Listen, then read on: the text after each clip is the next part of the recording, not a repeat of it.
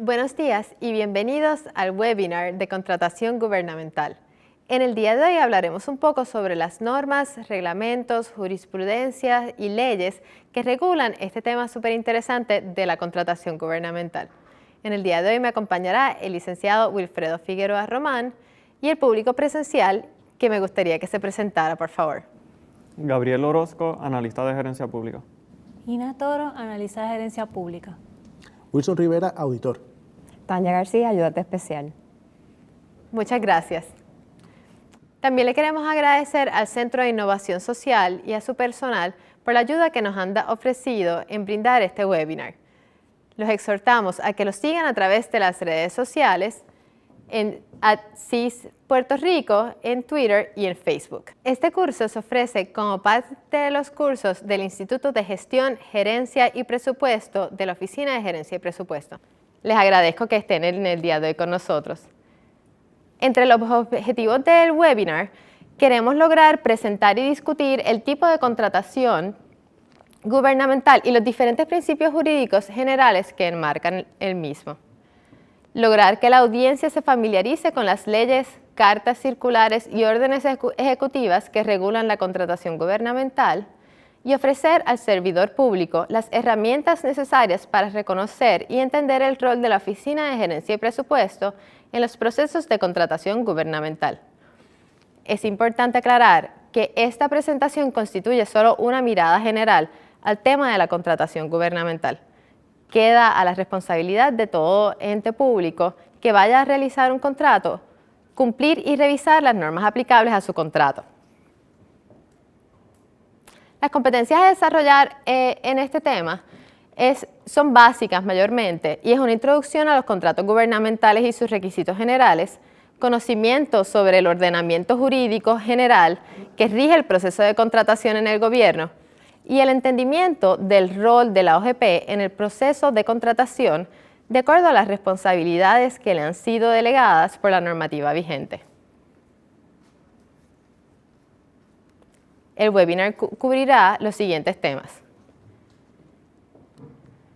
marco legal y reglamentario, requisitos para contratar con el gobierno, rol de la OGP, módulo de contratación gubernamental y contratos de tecnología.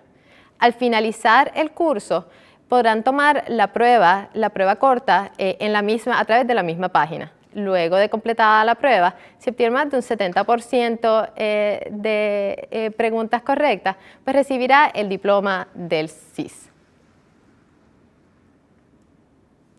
Ahora bien, queremos que ustedes se pregunten, ustedes que nos están mirando a distancia, ¿qué es un contrato? Cuando usted hace un contrato para arreglar su nevera, cuando ha hecho un contrato de hipoteca, cuando ha hecho un contrato para comprar su carro. ¿Qué usted entiende por un contrato? Le vamos a preguntar a nuestro público presencial para que ellos nos den su parecer sobre el particular. Bueno, yo entiendo que es donde están los acuerdos y los parámetros, donde se establecen los acuerdos y los parámetros de la negociación, entiendo yo. Eso está muy bien. ¿Alguna otra opinión? Como un método para formalizar un acuerdo entre dos o más personas. Eso está excelente y formalizar es una palabra que vamos a estar viendo a través de esta presentación, porque el contrato sirve para formalizar esos acuerdos entre las partes. No obstante, los contratos entre el gobierno son un poco diferentes de los contratos privados que nosotros podemos hacer a diario a través de nuestra vida. Ups. Botón incorrecto, discúlpenme. Un contrato es un pacto o un convenio entre las partes que se obligan sobre materia o cosa determinada y a cuyo cumplimiento pueden ser compelidos. Muy parecido a la definición que nos dieron nuestros compañeros aquí. No obstante, los contratos gubernamentales tienen una serie de normas y parámetros que tienen que ser cumplidos de forma estricta. En ese sentido, vemos que la Constitución de Puerto Rico dispone que solo se dispondrá de las propiedades y fondos públicos para fines públicos y para el sostenimiento de las acciones del Estado y en todo caso por autoridad de ley. Esto va a ser bien importante y lo veremos a través de los ejemplos que estaremos dando en el día de hoy, que siempre cualquier erogación de fondos tiene que estar respaldada por una ley que autorice dicha erogación. En nuestro ordenamiento jurídico rige el principio de autonomía contractual, el cual permite que las partes contratantes establezcan los pactos, cláusulas y condiciones que entiendan convenientes. En el caso de Jesús González versus Autoridad de Carretera, sin embargo, el tribunal estableció lo siguiente. Como se sabe, en materia de contratos, nuestro ordenamiento jurídico se caracteriza por brindar gran libertad de acción a los particulares que desean obligarse, reconociéndose así la autonomía de la voluntad de los contratantes. No obstante, esta autonomía no es ilimitada. Este caso es sumamente interesante porque el señor de Jesús González hizo una contratación con la Autoridad de Carretera para ofrecer un permiso de entrada y ocupación a sus terrenos. Estos contratos de entrada y ocupación son uso y costumbre en la Autoridad de Carreteras previo a una expropiación cuando se quiere hacer algún proyecto. No obstante, en este caso, la Autoridad de Carreteras hizo varios contratos, además de los que hizo con el Señor de Jesús, en los que no incluyó unas cláusulas especiales que incluyó en los contratos del Señor de Jesús. Estas cláusulas especiales aumentaban considerablemente el valor de la transacción. A casi un mes de otorgados esos contratos con las condiciones especiales, se presentó la demanda de expropiación. En ese momento, la Autoridad de Carreteras no había cumplido completamente con las condiciones especiales que se habían requerido y acordado por ambas partes en los contratos que se habían suscrito. Por lo tanto, el Señor de Jesús demandó a la Autoridad de Carreteras. El tribunal en ese caso lo demandó obviamente por incumplimiento de contrato. El tribunal de primera instancia declaró sin lugar la demanda, considerando que los contratos eran nulos por ir en contra de la moral y el orden público. El Señor de Jesús apeló y el tribunal apelativo revocó la sentencia y entonces la autoridad acudió al Tribunal Supremo, quien determinó que las estipulaciones adicionales eran irrazonables y que en efecto el beneficio obtenido por el Señor de Jesús atentaba en contra de la ley, la moral y el orden público. Así que como vemos, el principio de que los contratos gubernamentales tienen que ir regidos por los parámetros de la ley es un tema constante en los contratos gubernamentales. Aquí le añadimos pues, que también tienen que ser consonos con el orden público y la moral. Así pues, vemos que la contratación gubernamental, existen leyes, reglamentos y normativas que establecen específicamente las formalidades con que deben contar los contratos que se otorgan en las entidades de gobierno. Estos contratos están revestidos de un interés público dirigido a promover la sana administración pública. Por ello, es necesario tener en mente que un contrato será nulo e inexistente si es contrario a las leyes, la moral y el orden público. En tales casos de nulidad, incluso una parte que se haya beneficiado del contrato en cuestión puede impugnarlo por ser contrario a la ley, la moral y el orden público. Justo esto fue lo que pasó en el caso del Señor de Jesús.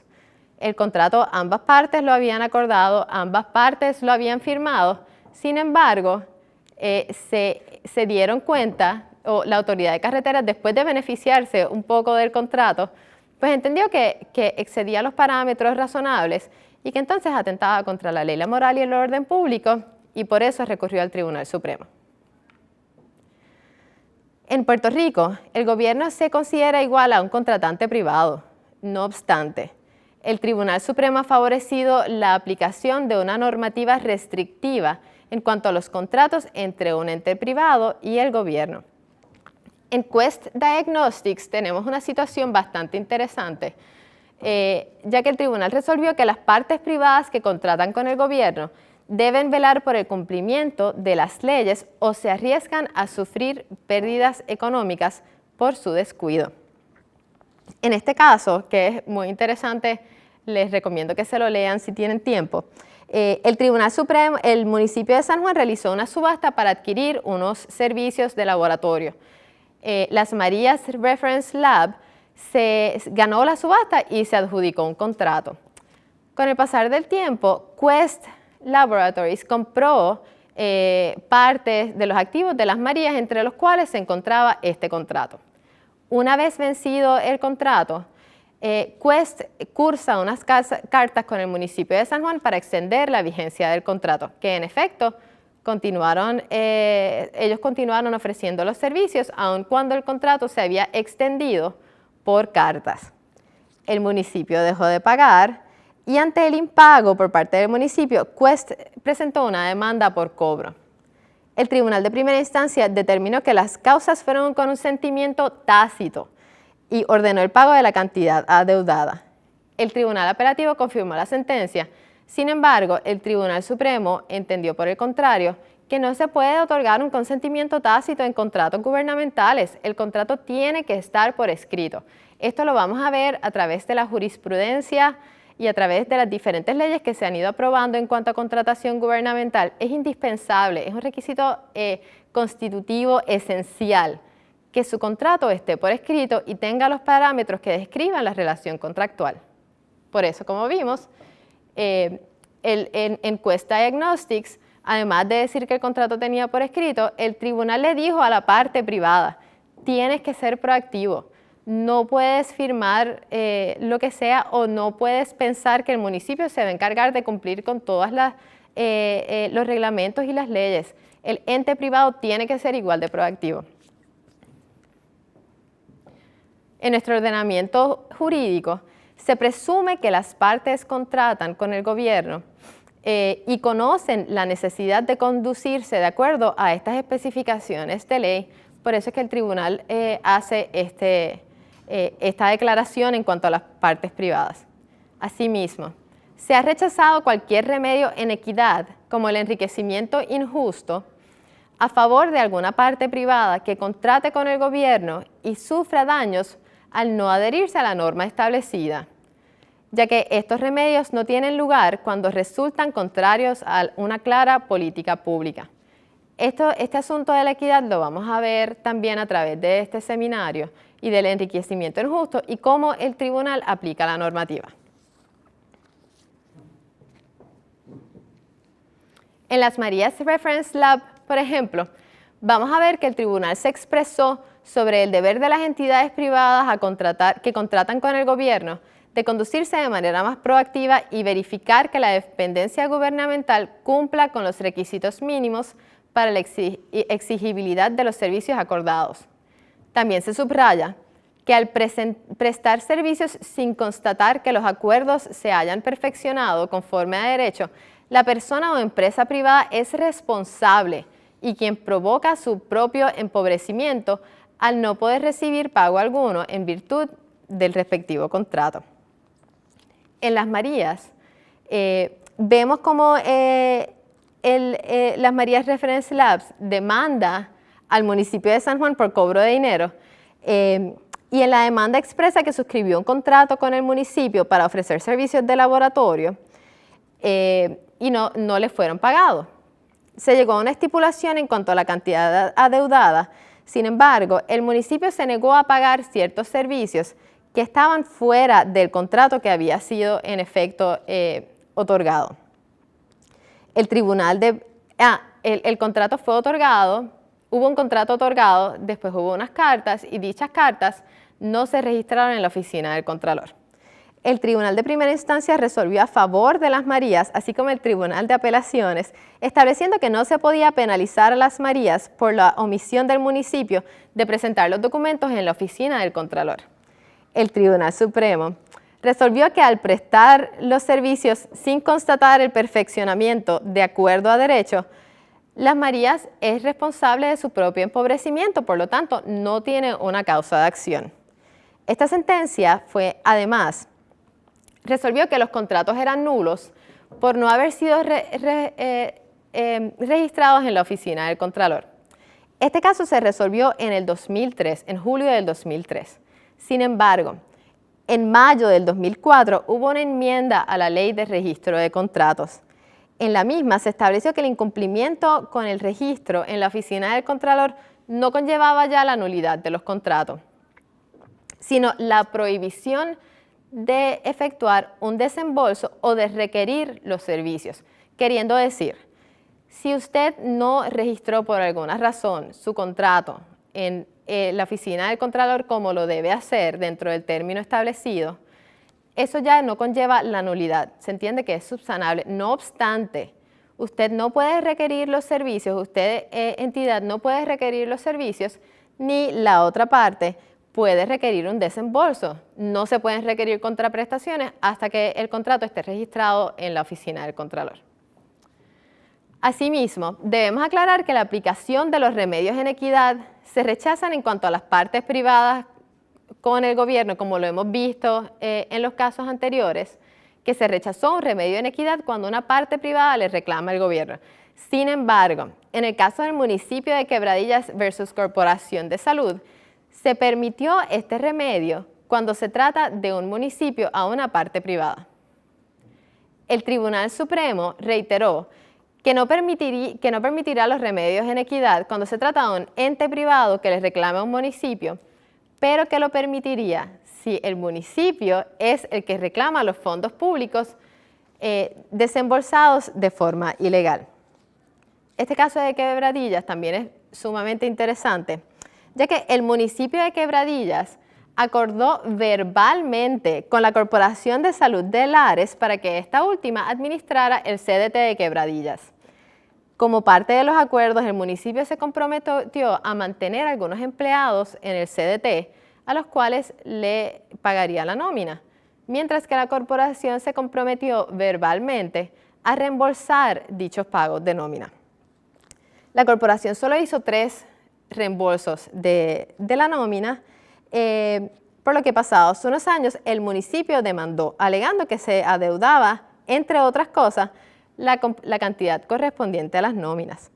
El tribunal de primera instancia determinó que el acuerdo era nulo al no constar por escrito, ¿verdad? Que hemos dicho que tiene que constar por escrito el acuerdo, ¿verdad? El Tribunal de Apelaciones confirmó y el Tribunal Supremo, citando varias disposiciones de la Ley de Municipios, como por ejemplo que los fondos públicos tienen que ir dirigidos a atender asuntos públicos, estableció que ante la inexistencia de un contrato escrito, el desembolso incorrectamente del municipio se debe devolver, queriendo decir que el municipio tenía derecho a recobrar el dinero desembolsado ilegalmente. Aun cuando esto puede parecer un remedio de equidad, el tribunal resolvió que procede, ya que si no se hubiese utilizado este remedio, eso iría en contra de la política pública estatuida por ley. Como vimos en los casos anteriores, el tribunal había decidido, cuando era la parte privada la que quería recobrar, que no procedían los remedios de equidad precisamente porque iban en contra de la política pública.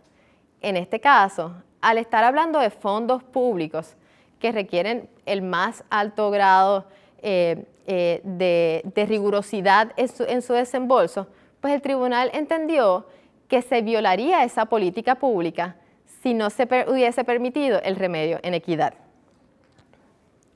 En la sentencia de este caso, el tribunal planteó, como había hecho en el pasado, que las normas aplicables a la contratación con municipios persiguen proteger el interés público y no a las partes contratantes, queriendo decir que este caso no se decidió porque hubiese sido un municipio o hubiese sido una parte privada, sino se decidió en base al interés público que rige este tipo de contratación. Hablando un poco de la equidad, me gustaría que entendieran bien de lo que se trata.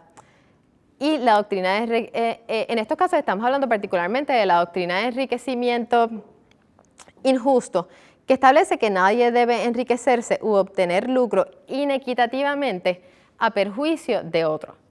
Para que se dé el enriquecimiento injusto, tiene que haber un enriquecimiento, un empobrecimiento relativo, una relación entre el enriquecimiento y el empobrecimiento, falta de causa que justifique el enriquecimiento y la inexistencia de un precepto legal que excluya la aplicación de enriquecimiento sin justa causa.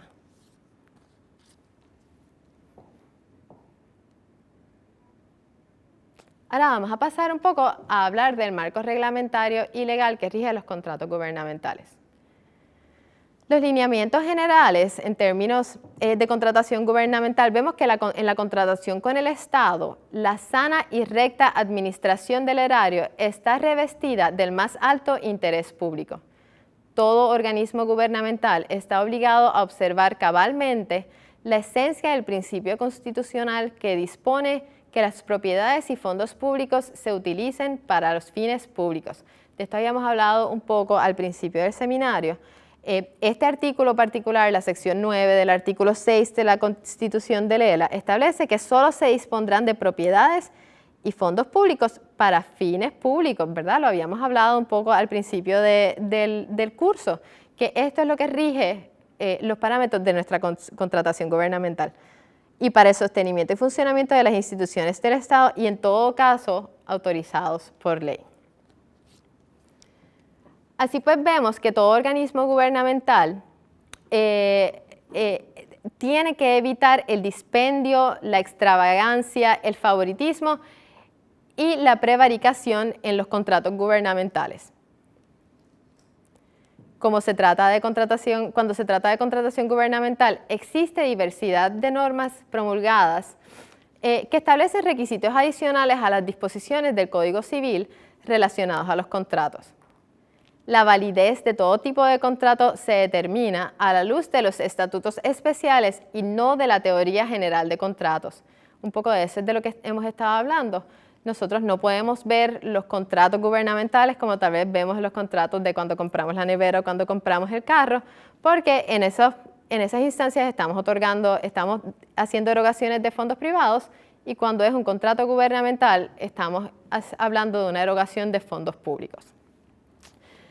Estas normas están dirigidas a establecer una serie de requisitos formales cuya intención es la de prevenir el despilfarro, la corrupción y el favoritismo a los fines de proteger los intereses y los dineros del pueblo. En Vicar Builders versus ELA, el Tribunal Supremo concluyó que hacen falta ciertos parámetros esenciales en todo contrato. Déjenme hablarle un poco de este caso que también es sumamente interesante. Vicar Builders otorgó un contrato de arrendamiento en el que le arrendó al Departamento de Justicia un inmueble en Bayamón. Este contrato tenía vigencia de 1 año. Luego, las partes extendieron el contrato por 1 año adicional. Vencido el término del contrato, el departamento permaneció ocupando el inmueble. Vicar Builders no se opuso y el departamento, aunque estaba en el inmueble, permaneció ocupando el inmueble, dejó de realizar los pagos. Fue en ese momento que Vicar reclamó y presentó demanda por cobro de dinero, alegando que procedía la doctrina de tácita reconducción. Esta doctrina es bien interesante y de acuerdo al Código Civil, la tácita reconducción se da cuando termina un contrato de arrendamiento y el arrendatario se mantiene disfrutando la propiedad sin que la otra parte no diga nada. Se tiene que quedar disfrutando de la propiedad 15 días o más. Esto es con la aquiescencia del arrendador. La tácita reconducción, de acuerdo al Código Civil, constituye un contrato general. Un nuevo contrato, una nueva contratación. Porque tácitamente las partes acordaron, se entiende, extender el contrato o hacer un nuevo contrato. Este principio no puede aplicarse en la contratación gubernamental. En ese sentido, el Tribunal Supremo señaló, en reiteradas ocasiones hemos señalado que los requisitos formales que deben observarse al contratar con un ente gubernamental son los siguientes. 1. Reducir el contrato a escrito. 2. Mantener un registro para establecer su existencia. 3. Enviar copia a la oficina del Contralor. Y 4. Acreditar la certeza del tiempo, a saber, que fue realizado y otorgado 15 días antes.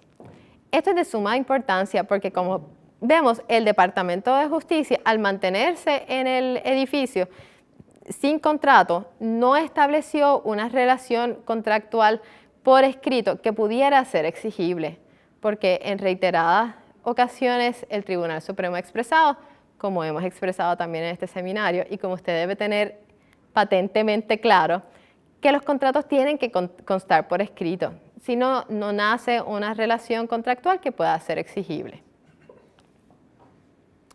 A esos efectos, se exige el riguroso cumplimiento con cada uno de los requisitos establecidos, ya que sirven como mecanismo de cotejo para perpetuar circunstancial y cronológicamente esos contratos y así evitar pagos y reclamaciones fraudulentas.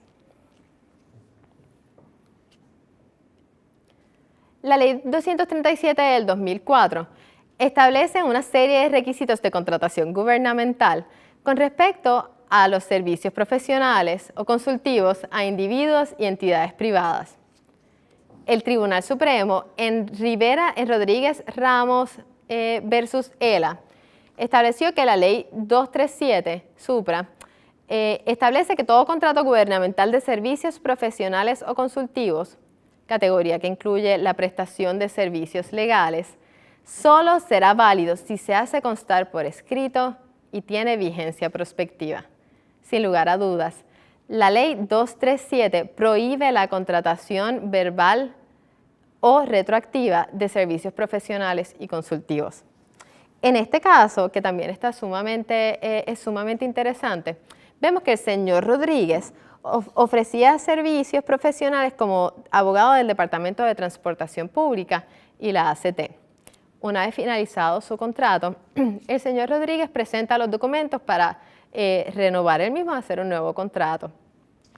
La autoridad de carreteras, el abogado de la autoridad de carreteras le establece que sí, que se le va a renovar el contrato y le pide una segunda vez los documentos.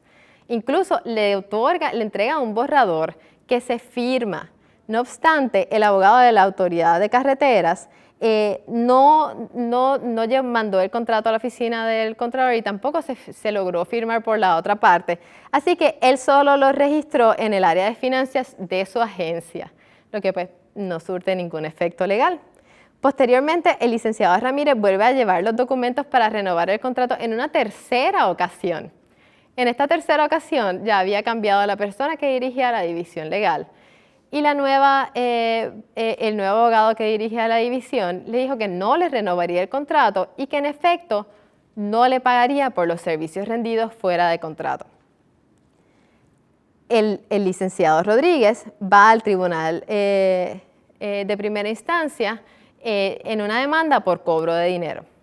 El tribunal de primera instancia resolvió que una vez el licenciado Rodríguez firmó los contratos, el borrador que le habían dado, los funcionarios correspondientes tenían la obligación de firmarlos y registrarlos. Es decir, si la primera parte lo firma, entonces obligas a la agencia, de acuerdo al tribunal de primera instancia, a firmarlos y registrarlos.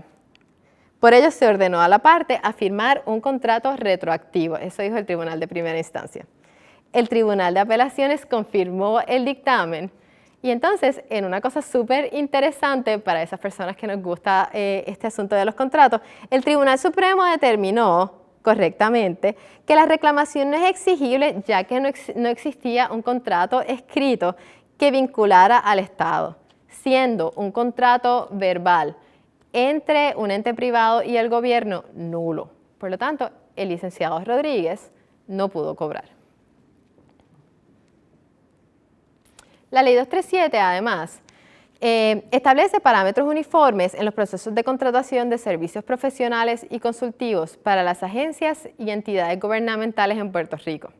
Establece que la contratación gubernamental de servicios profesionales o consultivos se debe dar solo como excepción y solo cuando la entidad pública no cuenta o no pueda utilizar sus recursos internos para realizar el trabajo o cuando el expertise, destreza o experiencia del contratista sea necesaria para obtener los resultados para los cuales se está llevando a cabo el contrato.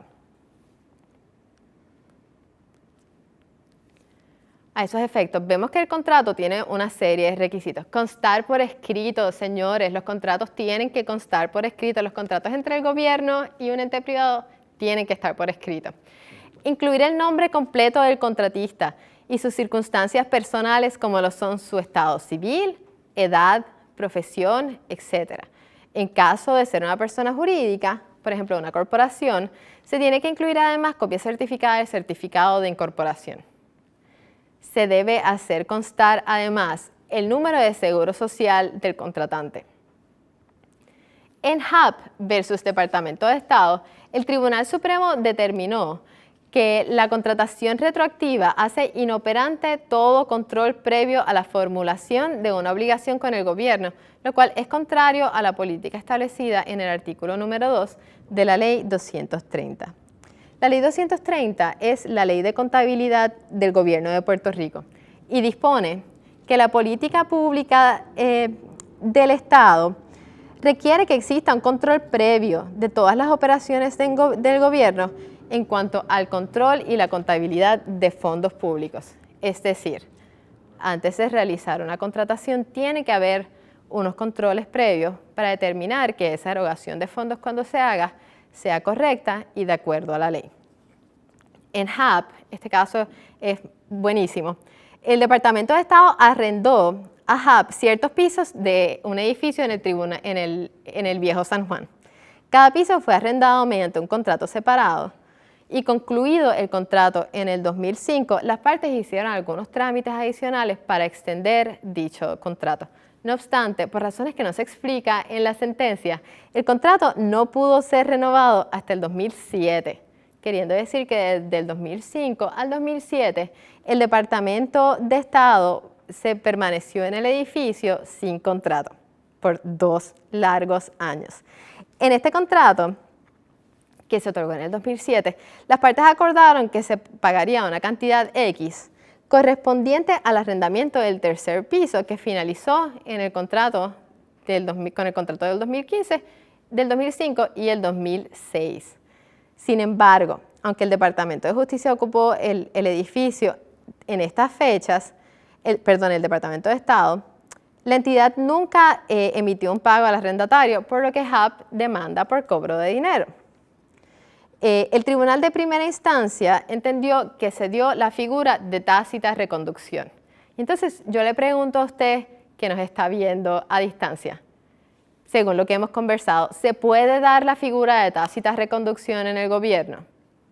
Recordamos que la tácita reconducción es cuando un arrendatario se queda en la propiedad con la aquiescencia del arrendador por un término adicional de 15 días, pues se entiende que se hace un contrato nuevo. No obstante, ese contrato no está firmado, no es un contrato escrito. ¿Ya lo pensaron? ¿Ya saben la respuesta? Pues le voy a decir, el Tribunal Apelativo determinó que procedía el pago de los cánones de arrendamiento retroactivo de acuerdo al contrato firmado en el 2007. El Tribunal Supremo, por su parte, determinó que la contratación retroactiva sobre arrendamiento de un bien está al margen de la ley y hace inoperante todo control previo a la formalización del contrato. Por lo tanto, no existe tácita reconducción en el gobierno, porque no hay un contrato escrito, no permite que exista un control previo al desembolso de ese dinero o previo a que ese dinero sea comprometido, y por lo tanto cualquier negociación hecha de esa forma verbal entre un contratista privado y el gobierno es inexistente o inoperante. Ya hablamos de Vicar Builders y vimos que el Tribunal Supremo determinó que la naturaleza de la figura de tácita reconducción no es incompatible con las leyes ni las jurisprudencias que regulan la contratación gubernamental. Cuando opera la tácita reconducción, surge un contrato nuevo mediante un acuerdo tácito entre las partes que se desprende del comportamiento de ambos, el arrendador y el arrendatario. El acuerdo implícito es lo que caracteriza esta obligación. Sin embargo, para que un contrato otorgado con el Estado vincule a las partes, tiene que constar por escrito. A esos efectos, ese requisito de forma es insoslayable en este tipo de contrato. Por lo tanto, un contrato en el que el Estado es parte no puede surgir de un acuerdo tácito ni de las actuaciones de las partes. Si algo aprenden en este seminario, debe ser eso. No existe la tácita reconducción en el gobierno y todos los contratos deben ser por escrito. Asimismo, como vemos, los contratos tienen que ser prospectivos. Esto lo establece la ley 2037, la ley 237. De ahí se desprende la incompatibilidad de ambas figuras jurídicas. Si existe un contrato gubernamental por escrito, no cabe hablar de tácita reconducción. Esto obviamente le estamos dando unos ejemplos en cuanto a el asunto de la retroactividad y la tácita reconducción, aunque esto no se refiere a servicios profesionales como tal. De igual forma, si están presentes los requisitos de tácita reconducción, no existe un contrato escrito que cumpla con las exigencias requeridas para vincular al Estado. Es decir, surgiría un contrato nuevo que no está por escrito, no está registrado y no se envió a la oficina del Contralor. Las exigencias estatutarias que excluyen la aplicación de la figura de tácita reconducción son insubsanables, queriendo decir que no hay forma de aplicarlo en contratación gubernamental. Se podría arguir que el nuevo contrato que surge tácitamente puede reducirse a escrito posteriormente y enviarse a la oficina del Contralor en cumplimiento con las exigencias de la ley. No obstante, en ese caso, estaríamos permitiendo una práctica que este tribunal ha invalidado anteriormente, que es la contratación retroactiva. Esos efectos, al momento tenemos unos cuantos asuntos importantes en cuanto a la contratación gubernamental. Debe ser por escrito, debe ser prospectivo y nunca puede ser retroactivo. La Ley 33 del 2015 enmendó la Ley 18, que es la Ley de Registro de Contratos, para clarificar que los contratos de servicios profesionales o consultivos entre un contratista y el gobierno nunca tendrán efectos retroactivos, aunque la Ley 237 establece que tienen que ser prospectivos, que pues es más o menos lo mismo. Obligarán siempre a las partes a cumplir con sus prestaciones en una fecha futura y que toda entidad gubernamental pagará únicamente por servicios rendidos según establece la Ley 237. El Departamento de Justicia, el Departamento de Hacienda, tiene un reglamento en cuanto a pagos por anticipado. Estos pagos son muy limitados y solo pueden ser los establecidos en el reglamento, no servicios profesionales, ciertamente. A esos efectos vemos que el contrato debe establecer fecha de otorgamiento y de vigencia, detallar de forma bien clara las obligaciones o los servicios que se requieren por el gobierno, establecer la cuantía máxima a pagarse y la forma de pago, e indicar que ningún servidor público de la entidad contratante es parte o tiene interés en las ganancias o beneficios producto del contrato. Si el contrato excede de $16,000 anuales, será necesario incorporar además unos documentos adicionales, específicamente una certificación de deuda contributiva o existencia de plan de pago del Departamento de Hacienda, certificación de erradicación de planillas en los últimos 5 años, certificación del Centro de Recaudación de Ingresos Municipales sobre ausencia de deuda contributiva o existencia de un plan de pago. Asimismo, se debe incluir en el contrato la certificación del Departamento de Trabajo y Recursos Humanos sobre el pago de seguro por desempleo, incapacidad temporal o de seguro social, según aplique. En el caso de individuos, una certificación negativa del Departamento la Administración de Sustento de Menores, y en los contratos de aseguradores o proveedores se tiene que establecer que se encuentre en cumplimiento y sin atrasos con la Administración de Servicios Médicos de Puerto Rico. Por ejemplo, este es un buen lenguaje para incluir esos documentos. A tenor de lo dispuesto en la Ley 237 de 2004, la Carta Circular 1316-16, emitida por el Departamento de Hacienda, la cual discutirá el licenciado Figueroa más adelante, se van a formar parte de los contratos suscritos las siguientes certificaciones, las cuales se podrán presentar de forma individual o a través del certificado de elegibilidad emitido por la Red Estratégica de Servicios al Ciudadano, de la cual estaremos hablando un poquito más adelante.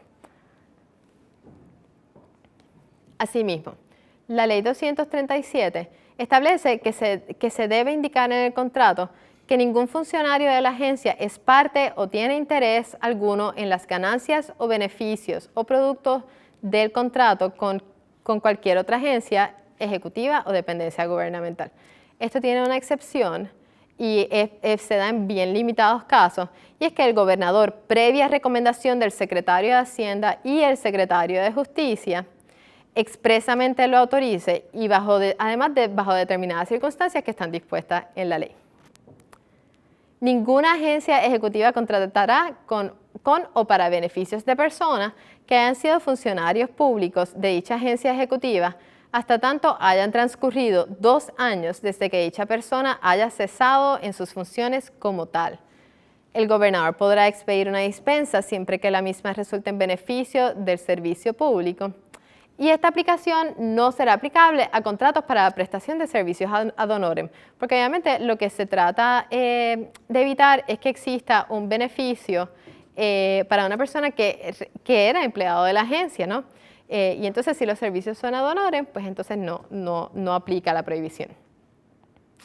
No obstante, es necesario tomar en consideración que pueden existir disposiciones aplicables a la ley de ética gubernamental, por lo que cada agencia es responsable de verificar el cumplimiento con la normativa aplicable a cada caso en particular.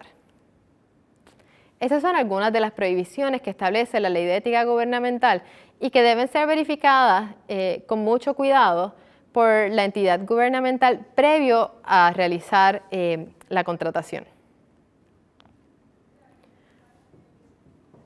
Asimismo, la Ley 237 establece que toda agencia gubernamental requerirá que toda persona privada con quien contrate incluya una cláusula contractual en la que dicha persona privada certifica que no está en curso en conflicto de intereses o de política pública conforme a lo descrito en la Ley 237.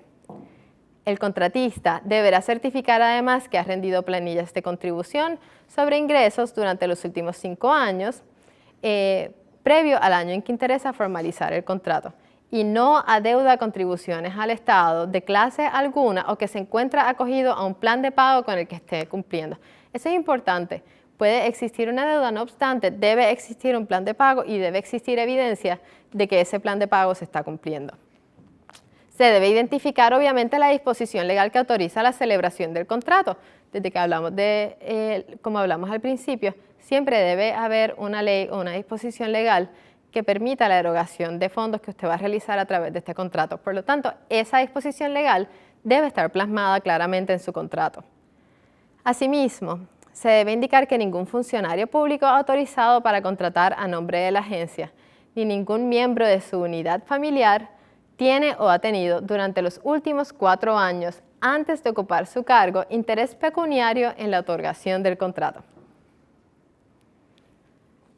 También se debe incluir una cláusula que disponga las retenciones correspondientes establecidas en el Código de Renta Interna y cualquier otra ley aplicable. Indicar la partida presupuestaria a la que se pagarán los honorarios al contratista. Disponer que la persona contratada no está obligada a satisfacer una pensión alimentaria o que de estarlo está al día en sus pagos o tiene un plan de pago. E indicar que la entidad gubernamental contratante podrá resolver el contrato mediante notificación con 30 días de anticipación a la resolución o en un término menor dependiendo de los servicios a contratarse.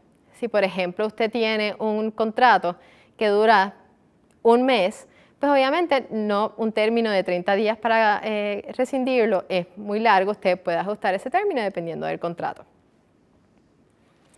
En Camacho versus ELA, el tribunal determinó la validez del uso de este tipo de cláusula, estableciendo que la existencia de este tipo de cláusula y cláusulas análogas entre el Estado y las personas o entidades en las que ambas partes se reservan el derecho a declarar resuelto el contrato mediante el que brindan servicios profesionales es enteramente justificable.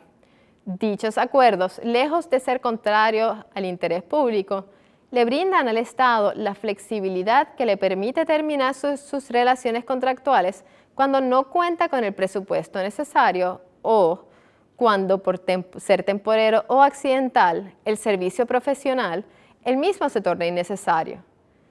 Si bien es cierto que el Estado podría tener otras doctrinas contractuales a su disposición para desvincularse lícitamente de la persona con quien contrató servicios profesionales, no existe impedimento legal alguno para pactar la resolución bilateral expresa siempre que medie una notificación adecuada.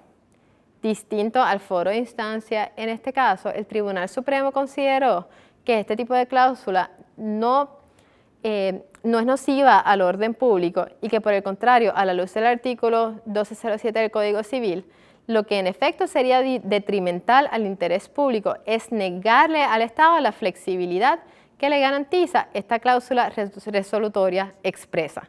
En el caso de Camacho, el señor Camacho contrató con una entidad de Lela. Una vez establecido el contrato o otorgado el contrato, él mismo se enmendó para incluir una cláusula que establecía que se podía cancelar con una notificación de 30 días antes de su vencimiento. En efecto, el contrato se canceló con la debida notificación y el señor Camacho fue al tribunal alegando que había sido cancelado sin justa causa. Ya vemos que el Tribunal Supremo no le dio la razón, ya que entendió que esta es una buena forma que tiene el Estado de notificar una cancelación y que es adecuado y útil para el interés público. A esos efectos, nosotros sugerimos la siguiente cláusula resolutoria. La agencia X, a su entera discreción y por cualquier motivo, podrá dar por terminado el contrato mediante notificación escrita al contratista con 30 días de antelación a la fecha en la que desea su terminación.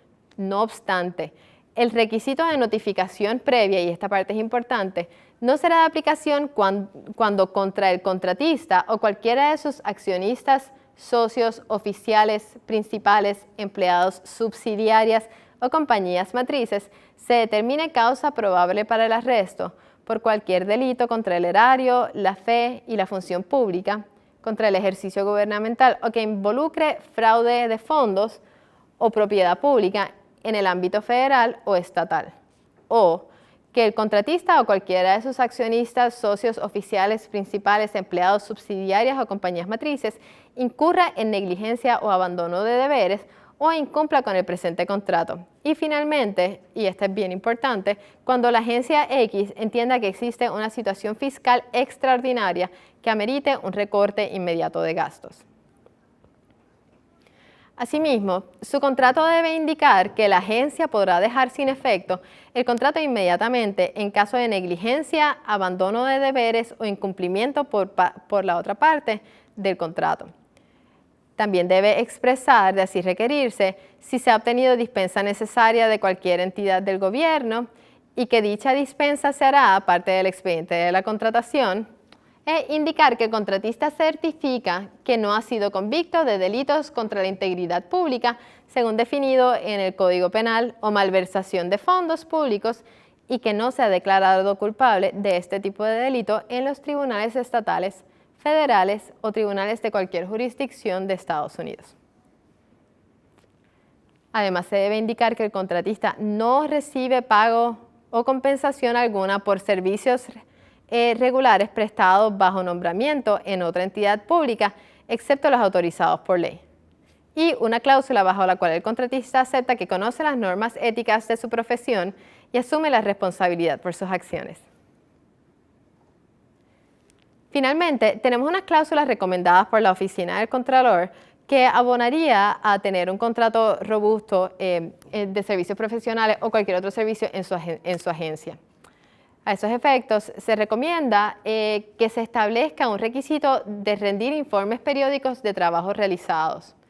Indicar que el contratista incluirá en sus facturas las horas que le quedan disponibles. Esto es particularmente importante, ya que siempre queremos saber cuánto espacio, cuánto tiempo nos queda del contrato, depende de los servicios que necesitamos requerir. Las facturas también habrán de someterse entre los primeros 8 días del mes siguiente al cual se rindieron los servicios y añadir disposiciones en las que el contratista se compromete a mantener absoluta confidencialidad en cuanto a la información que llegue a su conocimiento. En este momento, iremos a las preguntas del público a distancia. Sí, claro que sí, sí tenemos.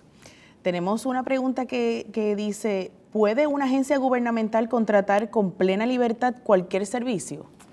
Bueno, eso lo hemos discutido un poco a través del seminario y lo que hemos dicho es que sí hay autonomía, no obstante la autonomía del contrato tiene limitaciones y siempre cualquier contratación tiene que ir dirigido por la ley, la moral o el orden público. Cualquier contrato que se exceda de esos parámetros, si no hay una ley que permita el contrato o permita el desembolso o atenta contra la moral o la ley o el orden público, pues no se puede realizar. Además de eso, pues como hemos discutido, pues hay que seguir los parámetros establecidos, que conste por escrito, que no sea retroactivo, que se establezcan las debidas cláusulas para asegurar que usted tiene una relación contractual que sea exigible y legal bajo los parámetros establecidos. ¿Alguna otra? Claro que sí. Tenemos la segunda pregunta. ¿Qué ley o reglamentación aplica a contratos financiados con fondos federales? Esa es una buena pregunta. Sin embargo, me parece que eso está un poco fuera del ámbito de este seminario. No obstante, en la Oficina de Gerencia y Presupuesto hay un área de gerencia de fondos federales y estoy segura que estarían muy dispuestos a contestar sus preguntas. Tenemos una tercera pregunta que sería, ¿qué tipos de servicios caen bajo la Ley 237/2004 según enmendada? Esa pregunta es súper importante porque cada vez que vamos a hacer un contrato tenemos que evaluar inicialmente qué tipo de servicios vamos a recibir. En el caso específico de la Ley 237, se refiere a servicios profesionales específicamente. Y la ley define servicios profesionales como un servicio que requiera labor intelectual, artística o altamente creativa.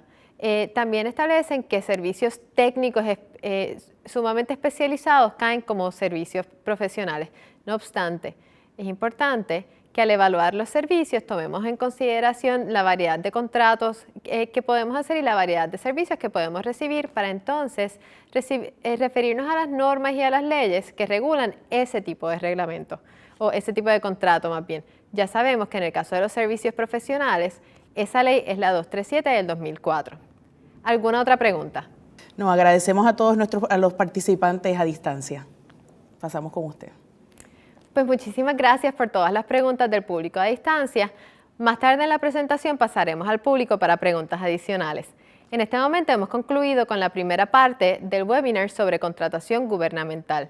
Nuevamente, mi nombre es Wanda Pérez Álvarez y agradezco muchísimo la atención que nos han prestado en este webinar. Los dejo entonces con el licenciado Figueroa Román, quien cuenta con más de 10 años de experiencia en el gobierno y en asuntos de contratos también. Muchas gracias a la licenciada Wanda Pérez por habernos introducido al tema de la contratación gubernamental y habernos dado esta primera mirada inicial al marco legal y reglamentario que rige la contratación gubernamental. Continuando con la normativa que rige la contratación gubernamental, vamos a pasar a la Carta Circular número 1316/16 del Departamento de Hacienda. Conforme a lo dispuesto en la Orden Ejecutiva 2015/23, esta carta circular establece que cualquier persona natural o jurídica que interese contratar con una entidad gubernamental podrá acogerse al procedimiento alterno del trámite de solicitud única de documentos del ELA para la obtención de aquellas certificaciones enumeradas en dicha carta que estén disponibles para ser generadas de forma automatizada mediante dicho proceso. Estaremos más adelante hablando con más detalle con relación a lo que es este trámite, ¿verdad?, único, y entraremos un poquito más en detalle en términos de la red estratégica de servicios al ciudadano. También esta carta establece los documentos requeridos para la formalización de contratos gubernamentales. Por ejemplo, en cuanto al Departamento de Hacienda, se requiere una certificación de erradicación de planillas de contribución sobre ingresos, una certificación de deuda, una copia del certificado de registro de comerciantes, una certificación de erradicación de planillas del impuesto sobre ventas y uso y una certificación de deuda del impuesto sobre ventas y uso conocido como IVU. En cuanto al Centro de Recaudación de Ingresos Municipales, conocido como el CRIM, se requiere una certificación de erradicación de planillas de contribución sobre la propiedad mueble y también una certificación de deuda por todos los conceptos. En términos del Departamento del Trabajo y Recursos Humanos, se requiere una certificación de registro como patrono y de deuda por concepto de seguro por desempleo y seguro por incapacidad, además de una certificación de registro como patrono y de deuda por concepto de seguro social choferil. En cuanto al Departamento de Estado, necesitamos un certificado de Buena Pro, de Good Standing, como es conocido, además de un certificado de existencia o certificación de autorización para hacer negocios en Puerto Rico. En términos de la Administración para el Sustento de Menores, se requiere una certificación negativa de caso de pensión alimentaria o certificación de estado de cuenta, en este caso para personas naturales, y una certificación de estado de cumplimiento en el caso de las personas jurídicas. Entendemos que además de lo que establece esta carta circular, tenemos la Ley 458 del 2000, que prohíbe a las entidades gubernamentales otorgar contratos con personas naturales o jurídicas que hayan sido convictas o se hayan declarado culpables de aquellos delitos constitutivos de fraude, malversación o apropiación ilegal de fondos públicos, según se describen en la ley. Esta ley también ordena que se incluya en toda contratación gubernamental una cláusula penal que indique que se terminará el contrato en aquellos casos en que las personas o entidades contratantes fueran convictas o declaradas culpables por alguno de los delitos enumerados en la ley. Además de la rescisión del contrato, el gobierno tendrá derecho a exigir la devolución de las prestaciones que hubiese efectuado con relación al contrato afectado directamente por la comisión del delito.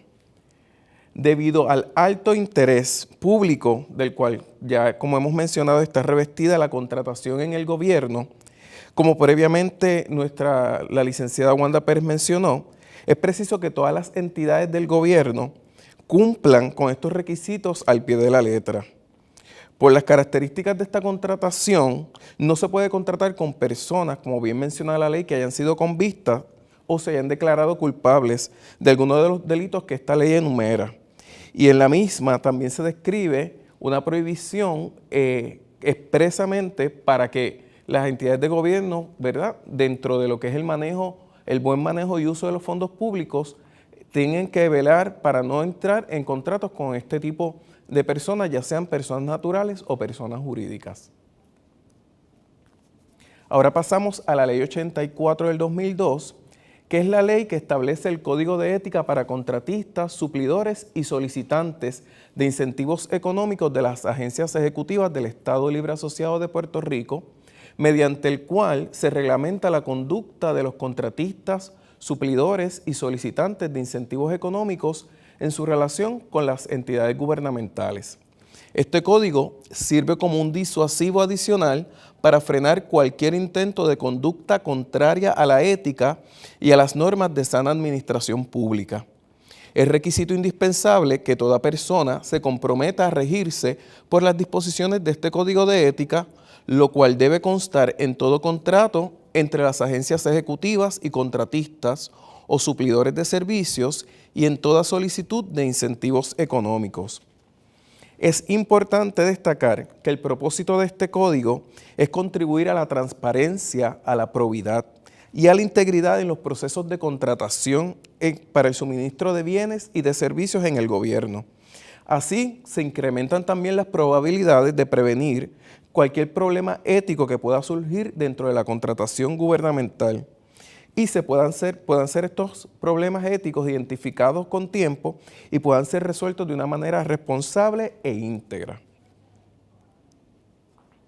También, a través de esta Ley 84, se establece que toda factura para el cobro de bienes o servicios que se presente ante las agencias ejecutivas deberá contener la siguiente certificación. Bajo pena de nulidad absoluta, certifico que ningún servidor público de la entidad gubernamental es parte o tiene algún interés en las ganancias o beneficios producto del contrato objeto de esta factura y de ser parte o tener interés en las ganancias o beneficios productos del contrato ha mediado una dispensa previa. La única consideración para suministrar los bienes o servicios objeto del contrato ha sido el pago acordado con el representante autorizado de la entidad gubernamental. El importe de esta factura es justo y correcto. Los trabajos han sido realizados, los productos han sido entregados y los servicios han sido prestados y no se ha recibido pago por ellos. Como podemos ver, esta cláusula está relacionada con lo que previamente se había indicado la licenciada Wanda Pérez en términos de que las agencias deben mirar a la ley de ética gubernamental como parte integral del proceso de contratación en el gobierno. Esta ley de ética gubernamental establece ciertas disposiciones que impiden, ¿verdad?, y prohíben que ocurran conflictos de intereses en términos de lo que es las relaciones contractuales con el gobierno. Y este código, como lo establece la Ley 84, complementa las disposiciones de la Ley de Ética Gubernamental, por lo cual es sumamente importante que las agencias en el proceso de contratación puedan atender también a las disposiciones de la Ley de Ética Gubernamental.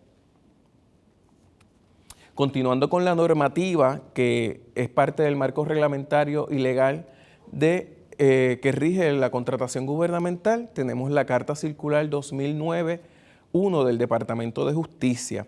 Esta carta solicita que todas las entidades gubernamentales incluyan en sus contratos una certificación de que el contratante no ha sido convicto ni se ha encontrado causa probable para su arresto por ningún delito contra el erario, la fe o la función pública o contra el ejercicio gubernamental o que involucre fondos o propiedad pública.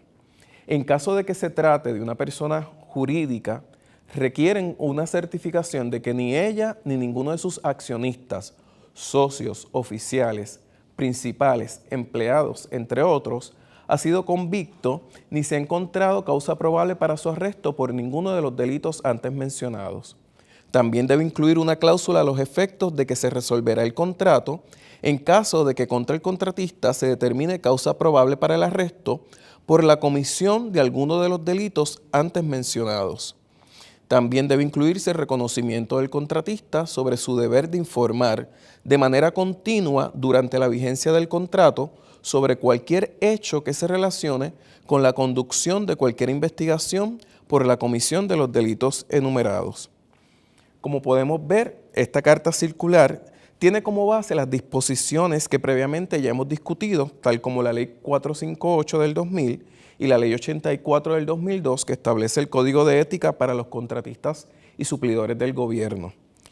Recordemos que al tratarse de bienes y fondos públicos, procede la aplicación rigurosa de todas las normas que son pertinentes a la contratación y al desembolso de fondos públicos para proteger los intereses y dineros del pueblo, que debe ser, ¿verdad?, el fin último que debe procurar el Estado. Además, como parte del marco reglamentario y legal que rige la contratación gubernamental, contamos con la Ley 18 del 30 de octubre de 1975, según enmendada, la cual ordena a todas las entidades gubernamentales y municipales a mantener un registro de todos los contratos que otorguen, incluyendo enmiendas a los mismos, y deberán remitir copia de estos a la oficina del Contralor dentro de los 15 días siguientes a la fecha de otorgamiento del contrato o la enmienda. En todo contrato sujeto a registro conforme a esta ley, se consignará en forma clara y conspicua un aviso que leerá como sigue. Ninguna prestación o contraprestación objeto de este contrato podrá exigirse hasta tanto el mismo se haya presentado para registro en la oficina del Contralor, a tenor con lo dispuesto en la Ley número 18 del 30 de octubre de 1975, según enmendada.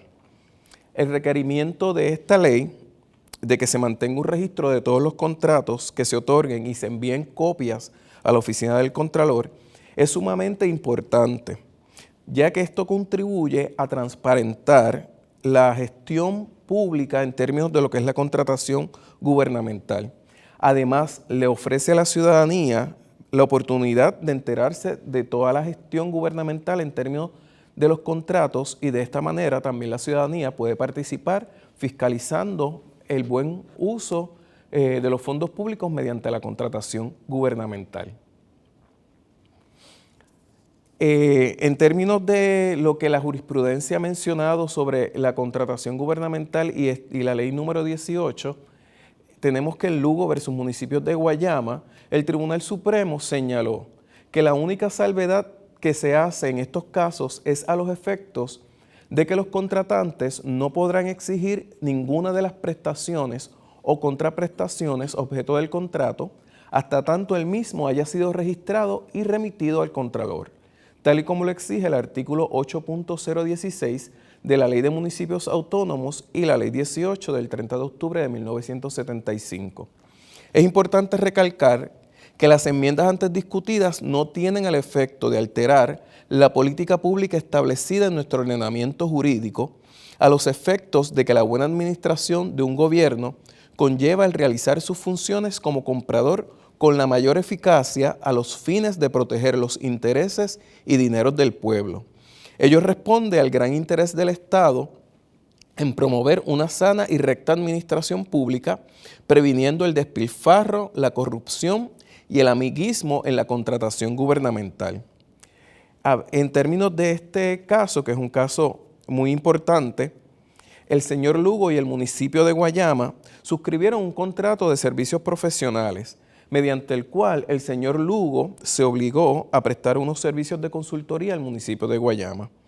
Cuando el señor Lugo fue a facturarle al municipio por los servicios prestados, este se enteró que ese contrato que suscribió con el municipio nunca fue registrado ni tampoco fue remitida copia a la oficina del Contralor. Luego de múltiples requerimientos de pago de parte del señor Lugo hacia el municipio de Guayama y no haber recibido ninguna respuesta, el señor Lugo procede a demandar al municipio por incumplimiento con el contrato. El municipio, por su parte, alegó la nulidad del contrato porque el mismo no fue registrado ni tampoco se remitió copia al Contralor. El Tribunal de Primera Instancia, como el apelativo, declaran al lugar la demanda y así también el Tribunal Supremo le da la razón al Tribunal de Primera Instancia y al Tribunal Apelativo y determina que el contrato no fue nulo, sin embargo, tenía que cumplirse con el requisito de enviarlo a la oficina del Contralor y de registrarse para que se pudieran exigir las contraprestaciones pactadas. Por lo tanto, el Tribunal Supremo en este caso determinó y ordenó al municipio de Guayama a que cumpliera con esos requisitos para que el señor Lugo pudiera entonces cobrar, ¿verdad? Recibir el pago según fue pactado en el contrato. En otros términos, tenemos también el reglamento número 7743 de la Oficina del Contralor. Este reglamento es conocido como el reglamento número 33 como registro de contratos, escrituras y documentos relacionados y envío de copias a la Oficina del Contralor del Estado Libre Asociado de Puerto Rico, aprobado el 15 de septiembre del 2009. Y este reglamento tiene el propósito de establecer las normas y procedimientos a seguir por todas las entidades en la preparación y la administración del registro de contratos y en la remisión de las copias de estos a la Oficina del Contralor. Es importante señalar que este reglamento aplica a todas las entidades de las 3 ramas de gobierno, incluyendo a los municipios.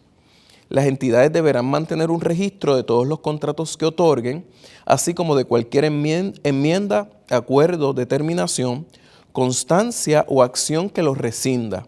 También se incluirán los contratos exentos de remitirse a la Oficina del Contralor.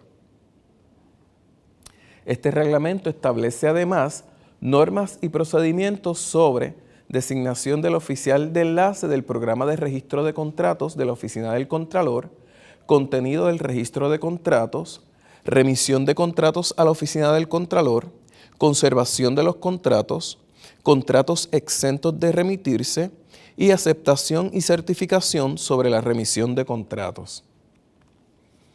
Ahora pasemos a hablar sobre la Ley de Contabilidad del Gobierno de Puerto Rico.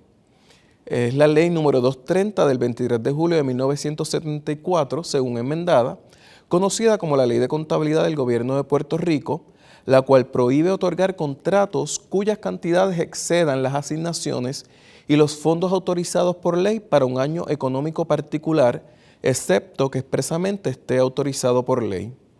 En Rodríguez Ramos versus ELA, hablando sobre la Ley de Contabilidad del Gobierno, nuestro más alto foro expresó: la Ley número 230 del 23 de julio de 1974, según enmendada, se aprobó con el propósito de lograr el control previo de todas las operaciones del gobierno para que sea posible planificar el presupuesto y programas de gobierno correspondientes.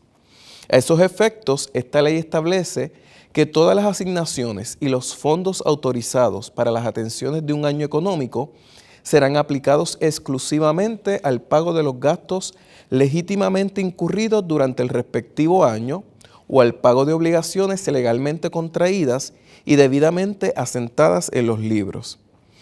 Es importante señalar que como parte de la política pública que establece esta ley, se dispone que debe existir un control previo de las operaciones del gobierno y que los gastos del gobierno se hagan dentro de un marco de utilidad y austeridad.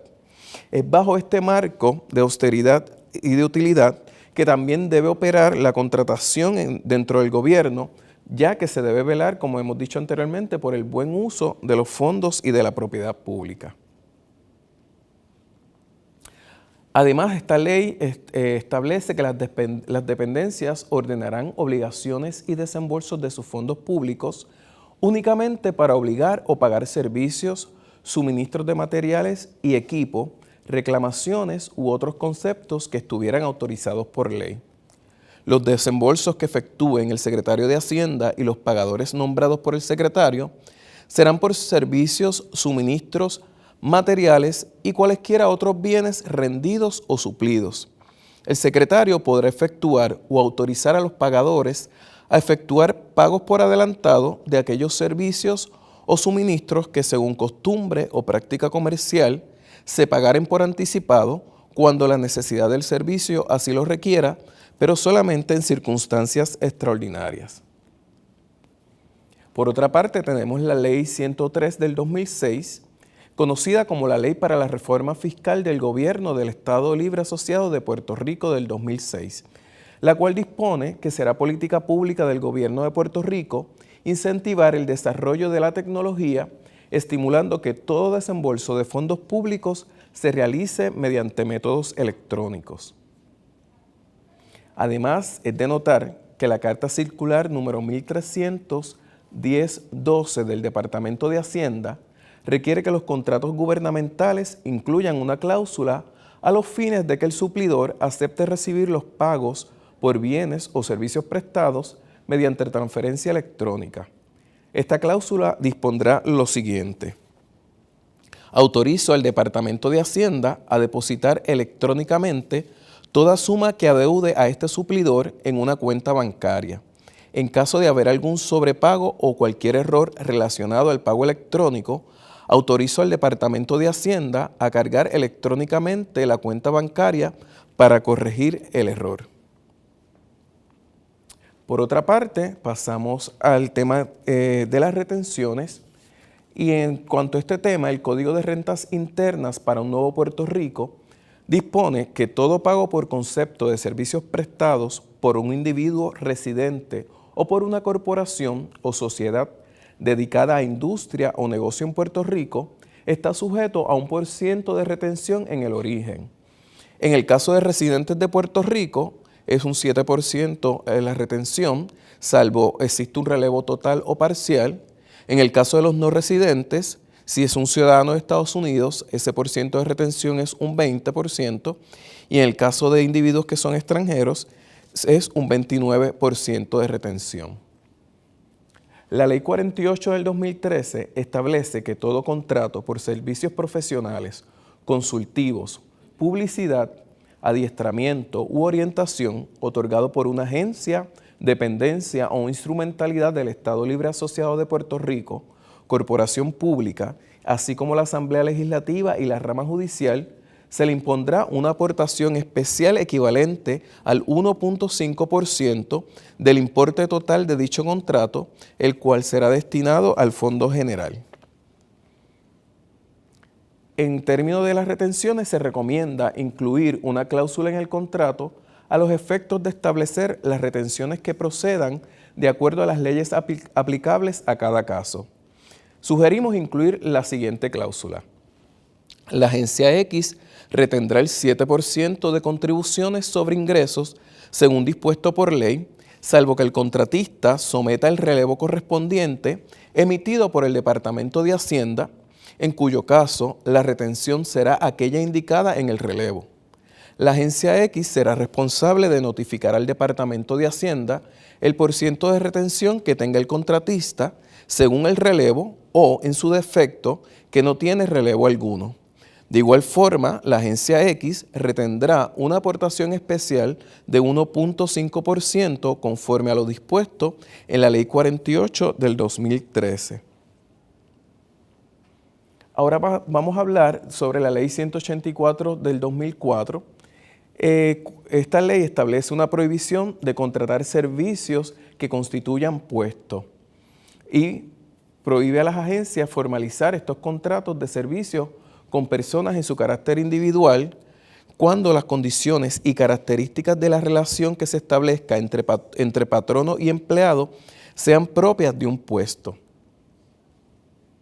Conforme con tal mandato, antes de otorgar cualquier contrato de servicios profesionales y consultivos, las agencias tienen el deber de realizar el análisis correspondiente para determinar si los servicios a prestarse crean una relación contractual o constituyen un puesto. A tales efectos, se establecieron guías para determinar si los servicios a prestarse constituyen puestos o contratos de servicios profesionales. Estas guías se encuentran en el Memorando Especial número 2 del 2016 de OCALAR. Por ejemplo, entre las guías generales que establece este memorando general, se deben considerar las condiciones o beneficios aplicables a los empleados que ocupan puestos, tales como si las funciones que se realizan están contenidas en un plan de clasificación o de valoración de puestos, y asimismo se deben considerar las condiciones y características de una relación contractual, como por ejemplo, si los servicios a prestarse serán en forma de consultoría, dado su carácter altamente especializado, técnico, entre otras consideraciones. Tenemos, además de las disposiciones que ya hemos mencionado y que ya hemos discutido, hay otras disposiciones legales que establecen requisitos de cumplimiento. Contamos con la Ley número 5 del 30 de diciembre de 1986, según enmendada, conocida como la Ley Orgánica de la Administración para el Sustento de Menores. Esta ley dispone que para poder contratar con el gobierno de Puerto Rico, la persona obligada a satisfacer una pensión alimentaria debe estar al día con la misma o que ejecute y satisfaga un plan de pagos al efecto. También tenemos la Ley número 3 del 2014, la cual ordena incluir en los contratos de servicios profesionales o consultivos una cláusula especial en la cual se certifique que la persona a ser contratada no se encuentra en incumplimiento con la Ley 168 del 2000, según enmendada, conocida como Ley para el Fortalecimiento del Apoyo Familiar y Sustento de Personas de Edad Avanzada. Y también tenemos la Ley 14 del 2004, según enmendada, conocida como la Ley para la Inversión en la Industria Puertorriqueña. Esta ley establece que al contratar servicios, todas las agencias deberán incluir una cláusula a los efectos de asegurar que se utilicen artículos extraídos, producidos, ensamblados, envasados o distribuidos en Puerto Rico o distribuidos por agentes que estén establecidos en Puerto Rico al rendirse el servicio siempre que estos estén disponibles.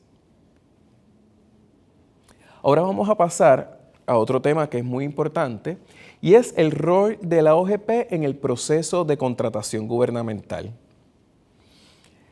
La Ley número 147 del 18 de junio de 1980, según enmendada, conocida como la Ley Orgánica de la Oficina de Gerencia y Presupuesto, dispone que es política del Gobierno del Estado Libre Asociado de Puerto Rico implantar medidas rigurosas de control y eficiencia fiscal por medio del control adecuado de partidas presupuestarias relacionadas con nombramientos, transacciones de personal, contrataciones y del control general del gasto gubernamental. Esta ley crea a la OGP como un organismo asesor y auxiliar adscrito a la oficina del gobernador que le asiste a éste en la preparación y formulación del presupuesto de gastos del país. Además, la OGP asesora a los organismos gubernamentales en asuntos de índole presupuestarios, programáticos y de gerencia administrativa, así como en asuntos de naturaleza fiscal relativo a sus funciones.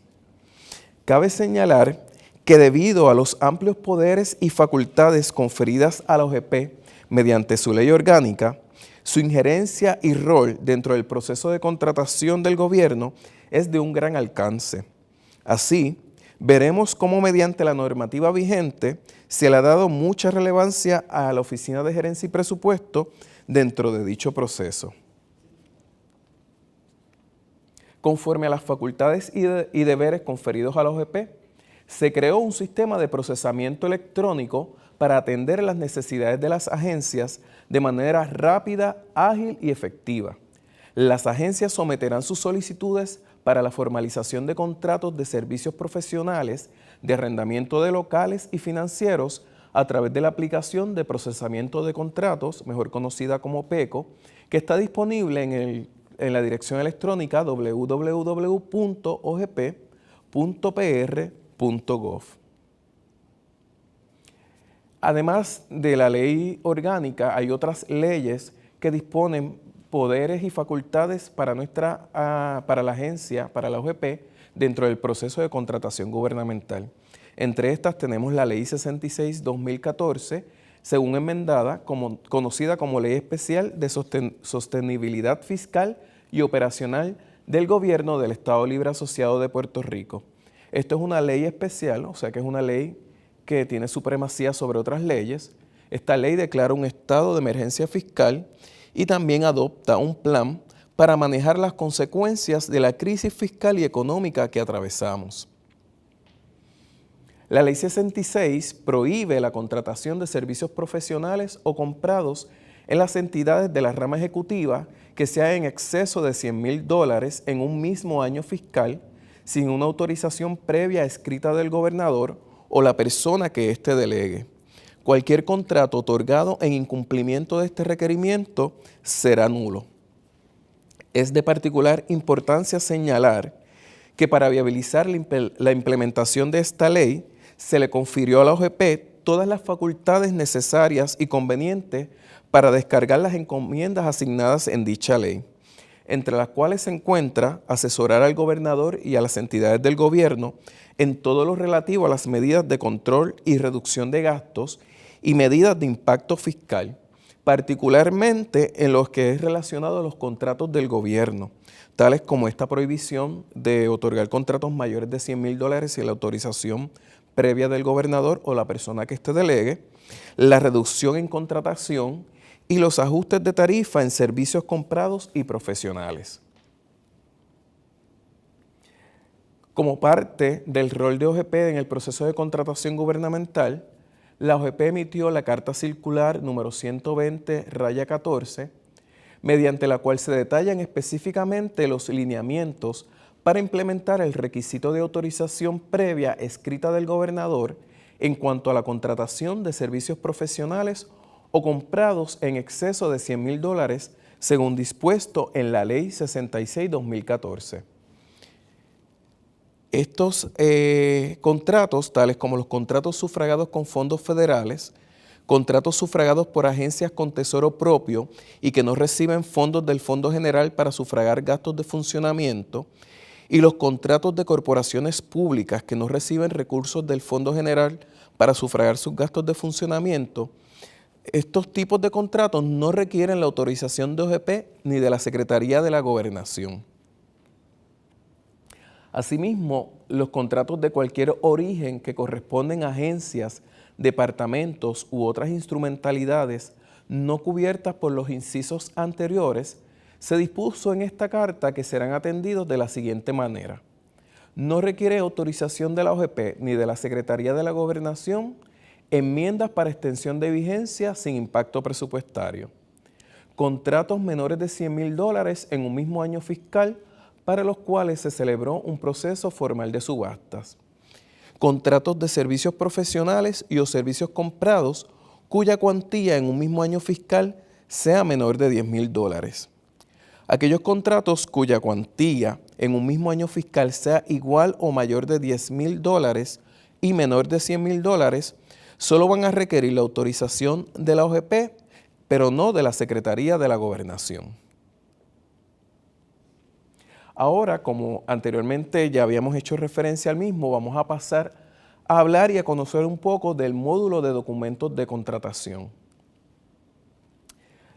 En términos del módulo de documentos de contratación, debemos primero establecer o informarles acerca del Memorando General número 435/16 de la Oficina de Gerencia y Presupuesto, mediante el cual se informa a las agencias gubernamentales el desarrollo de un nuevo módulo de documentos de contratación, en cumplimiento con el Boletín Administrativo número 2015/023, que promueve que en la medida en que estén disponibles, no se solicite al ciudadano información que está en poder del gobierno. Para fines de los trámites de contratación gubernamental, ninguna agencia podrá solicitarle a un ciudadano algún documento o certificación que el propio gobierno tenga en su poder, siempre y cuando se encuentre disponible a través del módulo de documentos de contratación.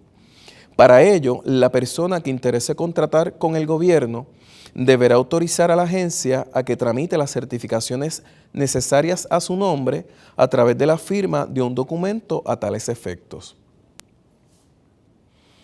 Aquí podemos ver un ejemplo de lo que es la Red Estratégica de Servicios al Ciudadano y los servicios que se brindan a través de esta red estratégica.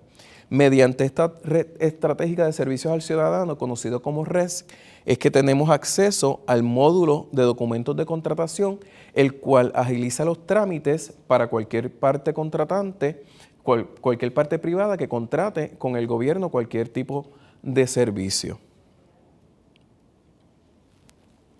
A continuación, vamos a ver un video que va a explicar brevemente el funcionamiento del módulo de contratación a través de la Red Estratégica de Servicios al Ciudadano. Para hacer uso de esta aplicación, debe visitar la página PR.gov. En esta demostración, veremos cómo hacer uso del módulo de contratación de la Red Estratégica de Servicios al Ciudadano y ver la opción Gobierno a Gobierno. Dentro de esta sección, encontrará la opción de autorización para el uso de información de persona natural o jurídica. Al seleccionar esta opción, verá la forma que debe imprimir y entregar a la persona o corporación con la que se quiere contratar. La misma debe llenar la información requerida y firmar el documento.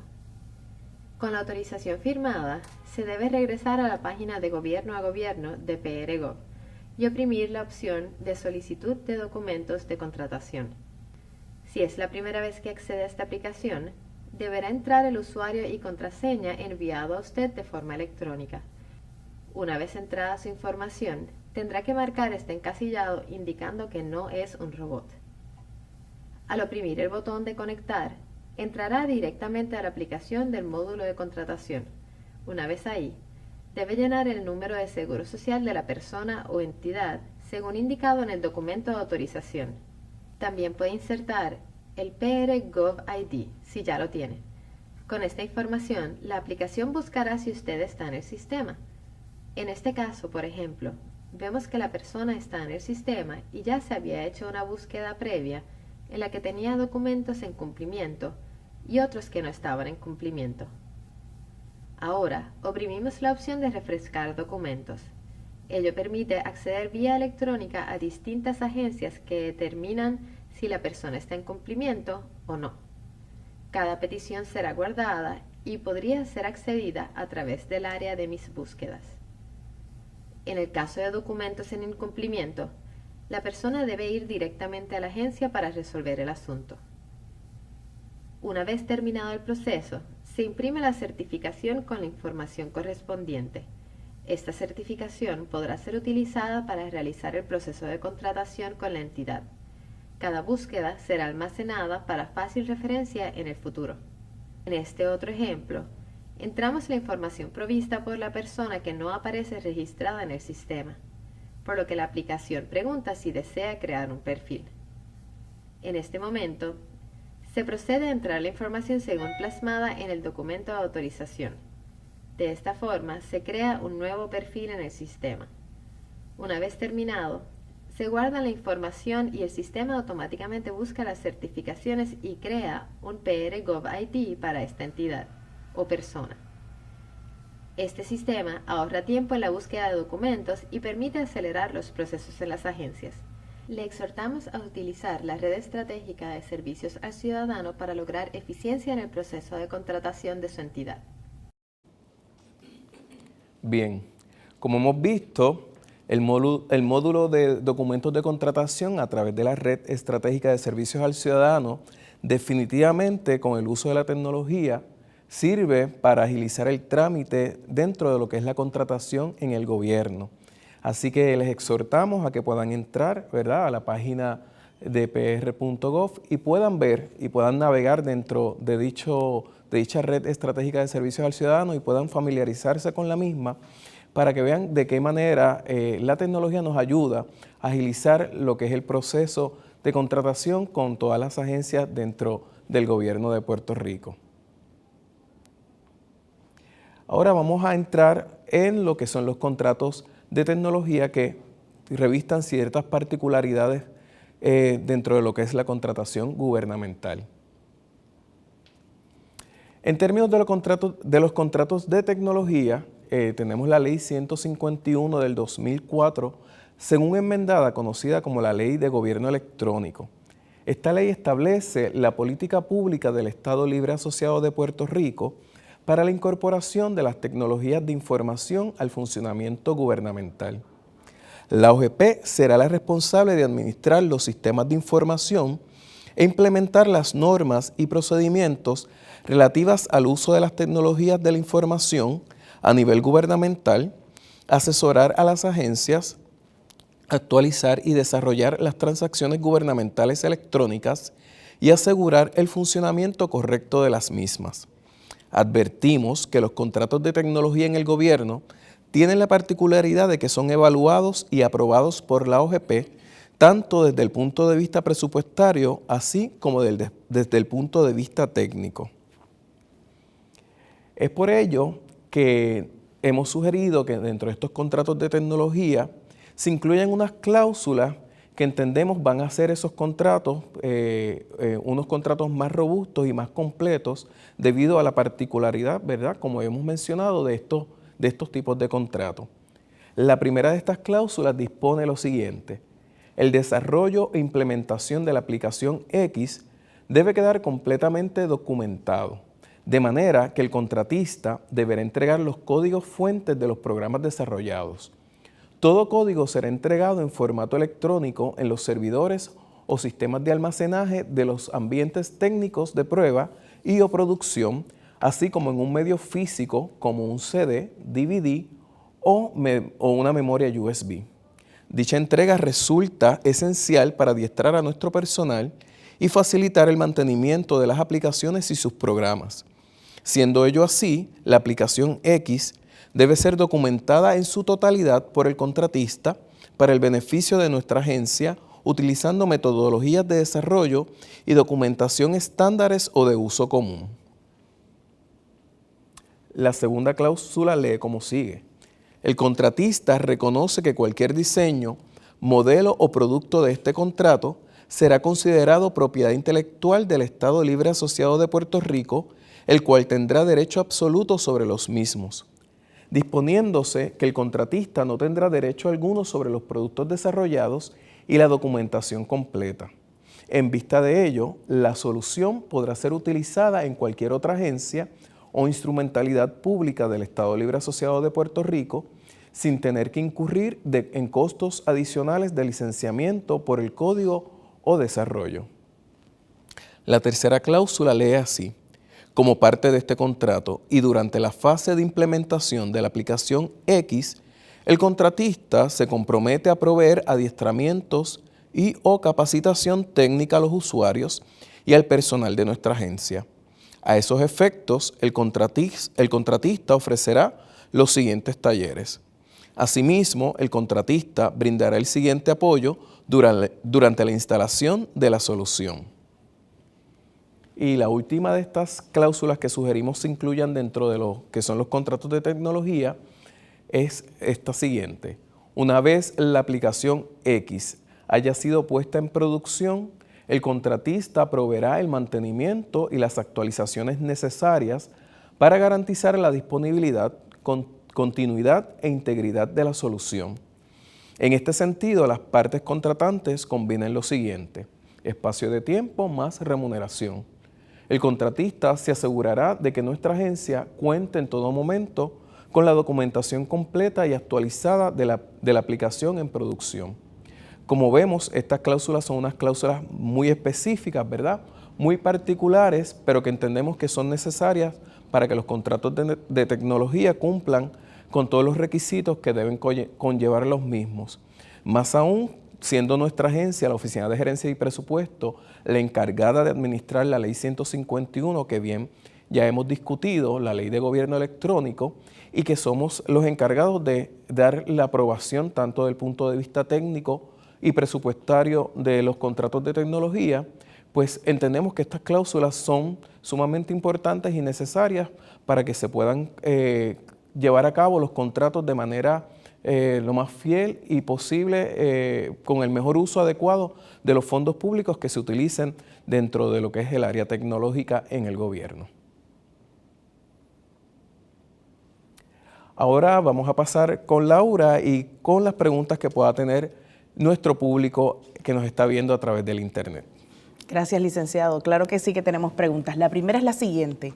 El Código de Ética aplicable a los contratos y suplidores, ¿exige estos a su vez cumplan con los respectivos códigos de ética que rigen sus profesiones? ¿Qué sucede en el caso de aquellos que su profesión no contemple un código de ética? Eso es muy buena pregunta. El Código de Ética que establece la Ley 84 del 2002 que discutimos, contempla que cualquier parte contratante, en este caso los servicios profesionales y o consultivos, estas personas deben también cumplir con sus respectivos códigos de ética de sus diferentes profesiones y deben cumplir con los estándares más altos de lo que estas profesiones y oficios requieran. Es muy importante que además de cumplir con el Código de Ética para contratistas y suplidores, estén en cumplimiento con sus respectivos códigos de ética de cada una de las profesiones que estos representan. Para aquellas profesiones que no están regidas por un código de ética como tal, lo que se dispone a través de este Código de Ética para los contratistas y suplidores del gobierno es que deben cumplir con los principios generales éticos que sean razonables para esa profesión. Como bien conocemos, pues dentro de cada área profesional, de cada oficio, hay unos principios que quizás no estén de manera escrita o de manera codificada, pero sí son unos principios que rigen a través de todo el ejercicio de la profesión o oficio correspondiente. Así que el Código de Ética de los contratistas y suplidores sí exhorta y exige que esas personas cumplan con ambos códigos, con el código de su profesión y con el Código de Ética establecido en la Ley 84 del 2002. ¿Alguna otra pregunta? Claro que sí. ¿Debe descansar una parte privada en el cumplimiento de la agencia con todos los requisitos del contrato? Bueno, creo que la licenciada Wanda Pérez entró un poco más en detalles en términos de lo que debe hacer la parte privada que contrata con el gobierno dentro de, ¿verdad?, todo este proceso de contratación gubernamental que tiene varias normativas y reglamentación que los rige. Pero como bien mencionó la licenciada, el Tribunal Supremo ya ha dicho que la parte que contrata con el gobierno debe tener un rol más activo dentro de lo que es el proceso de contratación y debe estar, pendiente y debe asegurarse de estar cumpliendo tanto esa parte con la ley como la agencia con la cual está contratando. El Tribunal Supremo va más allá y dice que deben antes de esta parte contratante, antes de rendir sus servicios o de rendir cualquier otro producto o suministro, debe asegurarse de tener prueba fehaciente de que esa entidad de gobierno ha cumplido con los requisitos de lo que es la contratación, porque de otra manera cualquier pérdida, ¿verdad?, la acarrearía la persona contratante. Así que si la persona privada que contrata con el gobierno no debe descansar totalmente en que la agencia cumpla con los requisitos que conlleva contratar con las agencias gubernamentales, sino que debe tomar una parte activa, un rol activo dentro de dicho proceso. Continuamos entonces. Los contratos de tecnología deben tener alguna cláusula donde se indique que en caso de rescindir el contrato se debe entregar el dominio y administración de la página a la agencia contratante. Bueno, como ya previamente discutimos en términos de las cláusulas que nosotros recomendamos y sugerimos que deben tener los contratos de tecnología, ciertamente una de esas cláusulas ya indica que lo que se genere en términos de aplicación o en términos de lo que sea programas tecnológicos, pasarían a ser parte del gobierno de Puerto Rico y de hecho podría usarlo la agencia para la cual haya hecho el contrato o podría usarse para cualquier otra agencia. Así que sí, definitivamente en caso de rescindirse ese contrato, esa propiedad, ese dominio queda, ¿verdad?, bajo la custodia de la agencia correspondiente. Tenemos una cuarta y última pregunta, ¿Cómo no? que sería, si se firma un contrato y el suplidor no cumple con los requisitos para contratar como las certificaciones del CRIM y no es hasta varios años que lo entrega, ¿altera la vigencia del contrato? En dicho caso, no se alteraría la vigencia del contrato, sino que se iría de acuerdo a lo que ya se estipuló de lo que es la vigencia del contrato, de no cumplir ese suplidor con esos requisitos que se establecen de las diferentes certificaciones del CRIM y de otra documentación, pues la vigencia es la que ya se estableció previamente en el contrato. Agradecemos a todos nuestros participantes a distancia. ¿Cómo no? Paso con el público que nos acompaña aquí en el estudio. Si tienen alguna pregunta, es el momento para realizarla. Viendo el módulo de contratación, ese documento que genera, ¿sustituye de alguna manera los documentos que se requieren para contratar en el gobierno? Pues sí, precisamente el módulo de documentos de contratación se creó, ¿verdad?, para que el ciudadano o la parte que contrate con el gobierno no tenga que ir por cada agencia buscando diferentes certificaciones y diferentes documentos, sino que a través de ese módulo pueda conseguir toda la información que necesita.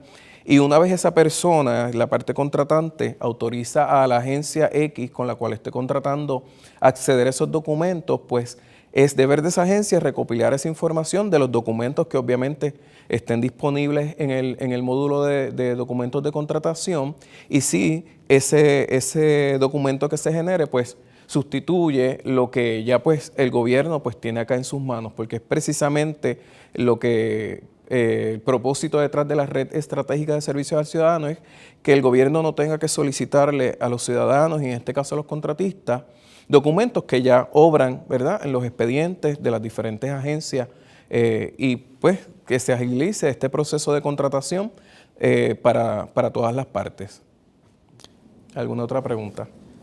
¿Por qué la OGP tiene que autorizar ciertos contratos del gobierno?